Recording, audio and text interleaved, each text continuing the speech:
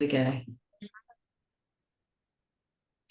Hi, everyone. Welcome to the Feast Foreplay podcast. And I'm here today with Ant. Hi, Ant. Hey, Susan. It's good to be Hi. here. Yeah, it's great to do this chat with you. We work so much together, yeah, because you're our Feast fairy, but you're also one of our treasured Feast facilitators this year. Yeah, it's been fun connecting with Feast on a deeper level this time around. Yeah, great. We love having you and doing all that back end work for us. It's invaluable. Thank you. So today we're here to just have a bit of a chat about you and your journey of eroticism and what you're offering at Feast and what lights you up in terms of your passion and your work. So let's start at the beginning, shall we? And I'm curious about if you'd be willing to share a little bit about where your journey began in terms of exploring eroticism and pleasure and what that was like for you, and then where that kind of led you from there. Yeah, thanks for that question. I was doing some reflecting on that the other night, and initially I was thinking that it all kind of started when I was studying sex bod, and I thought, oh no, I've been doing sex work for 6 years and erotic massage and escorting for or 6 years, but with gaps in the middle, so actually more like 10 years, and uh, then I kind of traced it all the way back to when I first went to Fairyland, which is a queer gay commune. Mm-hmm. Um, and it's not like an explicitly educational erotic space, but it is like a skill sharing kind of space. And it's very sex and body positive. So first time I went there, I met someone named T Cozy, who became a mentor of mine and a close friend, and he ran a workshop around body image. Mm-hmm. And what I did there was stand in the middle of a circle and take all of my clothes off and tell the story of my body for 5 minutes or something like that. Wow.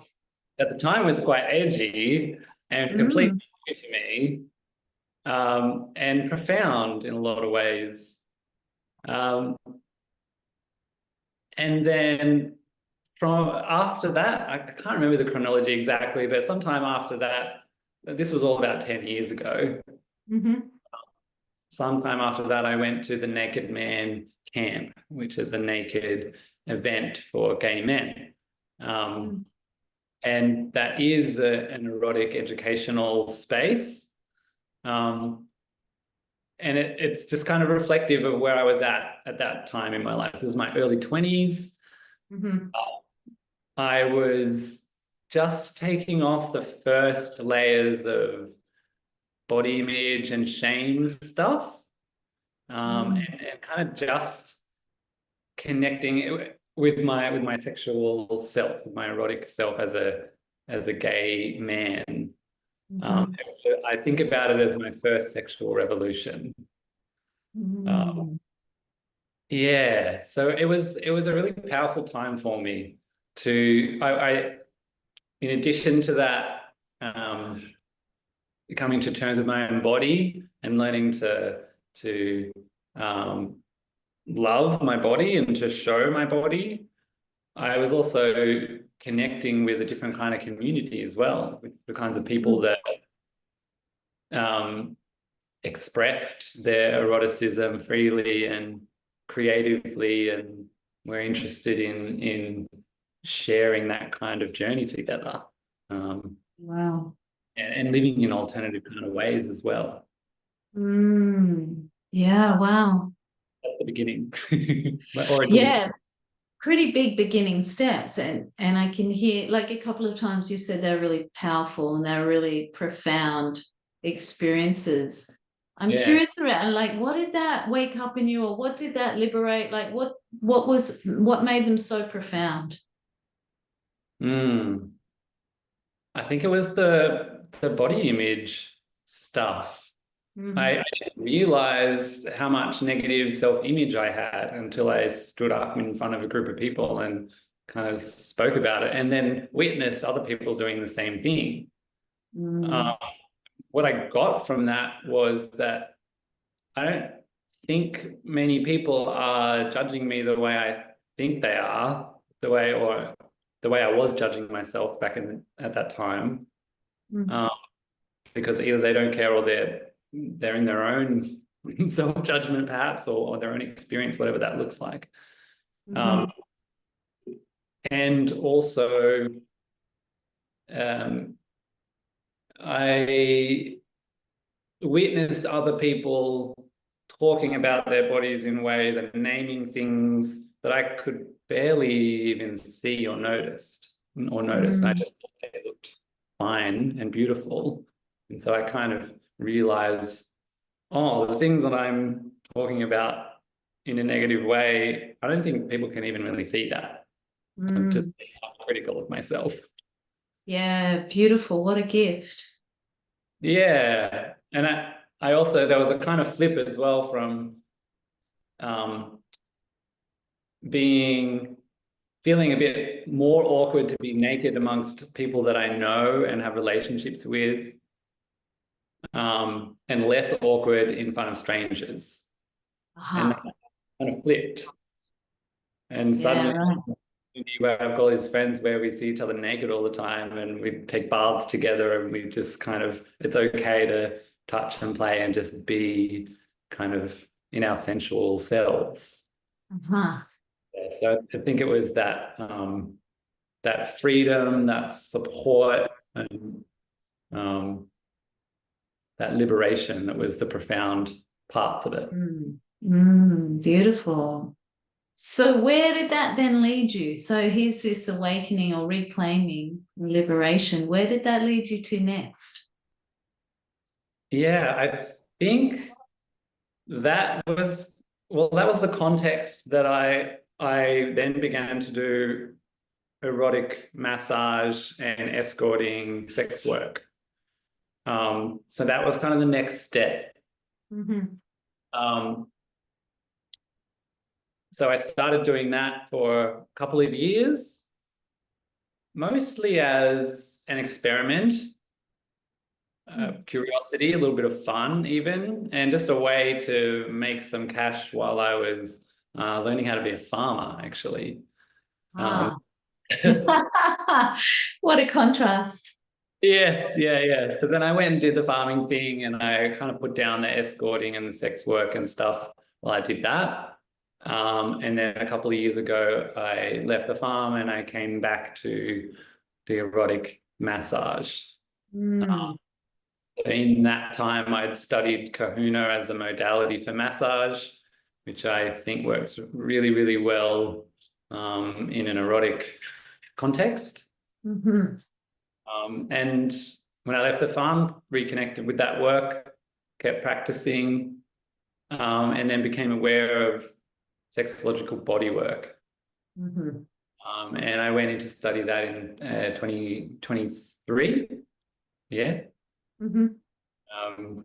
Because I was aware of the kind of the next layers of shame and body image, sexuality stuff that I wanted to work on personally, and also my professional work, and I wanted to improve that and give it more breadth. Yeah. So I can hear what you're saying, this real growth and change that you found through exploring eroticism in different forms, and it's taken you, and you were drawn back from the farm back into it. Yeah. I'm curious, like what do you think is so useful about working with erotic energy, eroticism? What keeps drawing you back?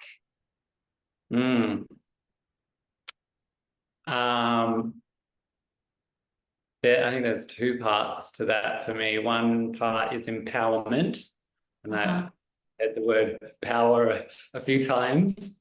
Another part is the like the potency of it, the potential of it. Yeah. Yeah. So to the first point, I think that body shame and sex shame is so ubiquitous and pervasive, at least in Western culture. I dare say in lots of other cultures around the world, surely not all. So and also in my own personal experience as well, I've had some really challenging experiences when it comes to my own sexuality, sovereignty over my own body. So I think to find more space in that, more freedom, more room to move, is liberating and empowering for people. Yeah.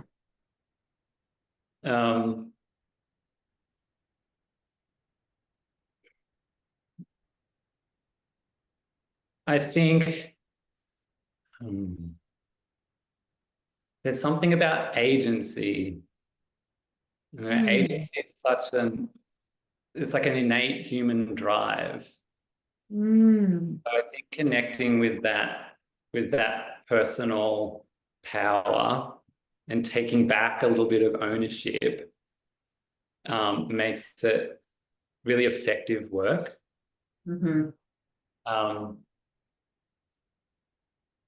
And to zoom out a little bit, I think across time, people in positions of power have used sexuality, shame as a way to control people.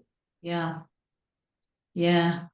I'm thinking religion as a big kind of example of that. Yeah, so to break through or break free of that and take back a little bit more control.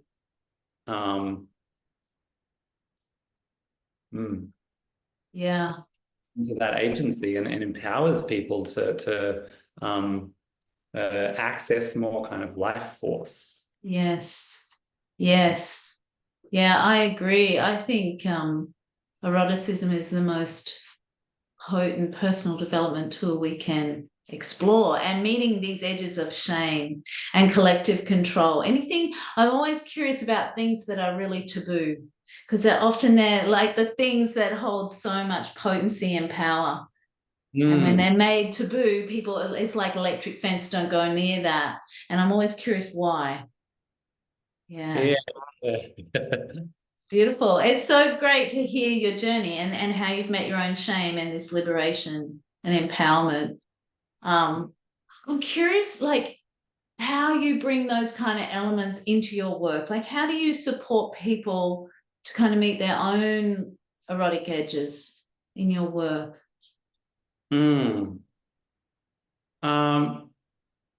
A big part of what I bring to my work currently is presence, attunement, kindness, and my own vulnerability as well. Yeah. I really try to embody that loving kindness so that wherever people are at in their journey is okay. You know, and I try to role model my own vulnerability in that as well, so that just as an example of like, it's okay to not be okay. It's okay to not have it all sorted out. Yeah. And by trying to connect with the person and find that mutual resonance where we can deconstruct an issue or move work on it in a way that feels playful. Yeah. I think that's a big part of how I try to hold those edgy experiences. Yeah. yeah, your own personal vulnerability and presence and willingness to meet someone wherever they're at. Yeah. Yeah, yeah. And of course, choice as well is a big part of it too. Like for just Choice. Yeah. offering people choice in their work so they can really experience that agency of like, oh, I did that. Yeah. Yeah. Yeah. What do you think is the biggest obstacle for people stepping into exploring sexuality, their erotic self? Well, in my work as an escort, there was all kinds of reasons why people didn't have access to touch, intimacy, sex, and eroticism. Mm-hmm. Like family, culture, age, class, ability, so many different reasons or combinations of reasons, different contexts. Like people were paying money to access a service like this. Yeah. And I think if I'm looking for a thread that might connect all of those things, it would be shame. Yeah. Such a huge piece, isn't it? And very few of us escape it. Yeah. Yeah. Very few of us have no sexual shame. I don't know that I've met many people who don't carry some level of sexual shame to some degree or another. Yeah. Yeah. It really is pervasive. It's really built into um, the structure or the frameworks of at least Yeah. the I Yeah. experience. And it's so insidious. We're like fish in water, but we just know don't go near that thing. Yeah, like I just had this memory of a metaphor of like monkeys in a room, and there's a bunch of bananas on the floor that are electrified, and so each monkey goes and touches it, and they all get shocked. So and then they introduce a new monkey and take one of them out. And the new monkey goes to get the bananas, but all the other ones stop it from getting the banana. It doesn't know why Ah, it's not to touch the banana until eventually all the old monkeys are gone. There's only new monkeys, and they all know not to touch the bananas, but they don't know why. yeah. And not a word has been spoken. They just know. Yeah, it's a Don't bad. touch the bananas. Yeah, yeah, Yeah. Yeah. So true. yeah. But not sure why. How does that fit into this conversation? That metaphor, like maybe we at Feast were all the monkeys, like and sorting it out together. Like, hold on a minute. What if we do? What if we make it safe to touch these bananas? And Yeah. Yeah. Do we dare? yeah, yeah. Yeah. What is it about Feast that you value and love so much? Because you've come as a participant previously and now as our Feast fairy and admin fairy and facilitator. What do you love about Feast? Oh, the community. Yeah, the people, the space to play, Mm. um, and witnessing as well, witnessing other facilitators and how they hold space, um, and elicit learning, support growth with the people they're working with, and witnessing all the other people in their journeys. You know, yeah, Mm. I like I like hearing the stories of people when they're really being authentic and vulnerable and really naming the hard stuff. I think it's really Mm. brave and really beautiful. Yeah. Yeah, it's interesting because we're 5 weeks out from the next feast and I can feel it bubbling in me and also that resonance of last time. It's still there with me and returning and seeing people come back again. Mm, Yeah, I don't know if it's the same for you, but for me, like there's this felt sense of it that lives in me, even when I'm not at the festival. mm. So can you feel it as you're talking about it? Yeah, there's a bubbliness. Yeah. Yeah. connection to something that's not here, but that's out there, a community, a group of people. Yeah. Yeah. Beautiful. Do you want to talk a little bit about what you're offering at Feast this year? Sure, yeah. I'm offering a workshop called the Erotic Sound Bath. Mhm. The intention for that workshop is to, well, first of all, just to engage with sound as a pillar of eroticism, right? Mm. To kind of pull it apart and see what's possible. And also to co-create a soup of vibration and pleasure. Mm.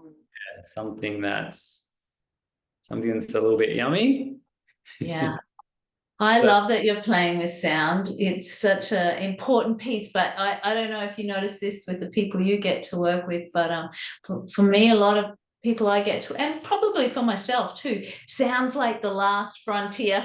I've practiced being so silent in sex and pleasure, and it's a shame thing.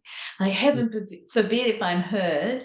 So sound or our voice gets so stuck. So I'm really excited that you're offering a whole sound opportunity. yeah, I've got my work cut out for me. It's like getting blood out of a stone sometimes, getting sound to be a safe thing to do for people. Mm-hmm. Yeah, so the way I'm approaching that is to have the first half of the session be a series of smaller games and easy access kind of practices just to loosen up a little bit. Yeah, get people kind of in that silly, playful space where it can perhaps open the door to something more challenging. Yeah, nice. So stepping stones into the process. Yeah, yeah, Yeah, yeah. And the yeah. second part will be something that's more of a group activity, a participatory sound bath pleasure experience. Mm. How wonderful. So experiential. Yeah, yeah. Beautiful. Yeah. Really looking forward to it, Ant. Me So too. yeah, nearly there. We don't have long. Yeah, yeah, it's coming. It's going to come quick. It's coming fast. Yeah. So we've been asking everyone this sentence starter. Hmm. And so I'm going to ask you too, if that's okay. And I'm going to invite you to finish the sentence. I'm going to feast 2025 because. Hmm. I can feel it already. I can feel it on my face and like the warmth kind of rising.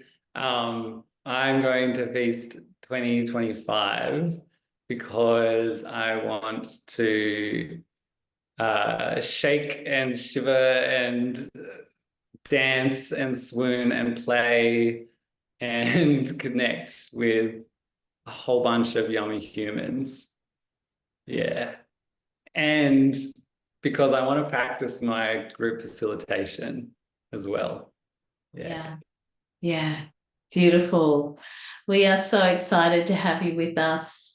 Thank you for chatting with me today. And we look forward to seeing what you offer at Feast this year. Awesome. You're so welcome, Susan. Thanks for having me. And see you soon. Thanks. Yes.